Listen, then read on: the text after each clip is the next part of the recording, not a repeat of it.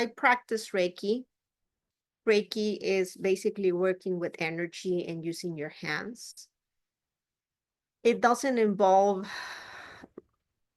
the modality of feeling it or hearing it by what I do with the sound healing. Sometimes I do combine the therapies, but in my experience, feeling the vibration in your body, hearing it at that frequency that I work them, gives you a different sense, a different type of release for each patient. Now, it's not something that you can say, this is going to work. Depending on the patient, what they need, it's the type of therapy what we can apply with sound healing. Now, sorry.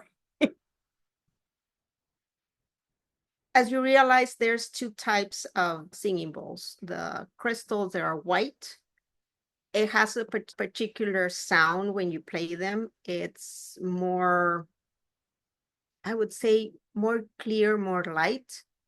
Singing bowls or Tibetan, like they call them because they're metallic, the vibration, the frequency, it's a little more subtle, but in a way, it's different than the crystals. I've experienced both of them, and for me, it calls me more the metallic ones, the Tibetan, than the crystals. Now, there's a difference when we singing bowls and gongs. From what my understanding is with singing bowls, they ask permission. You start very slow and ask permission to go into your space, your emotional, physical, and spiritual. When gongs is more direct. With gongs, you're going to get a different therapy.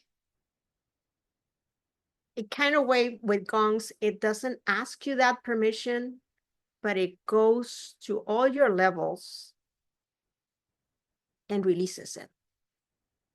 Gongs is more strong in a way, but some patients do require a little more focus therapy. And with the gong, it's different. I've had patients that they told me that they had a therapy with gongs and they vibrate. They still feel the vibration in their body 24, 48 hours, 72 hours.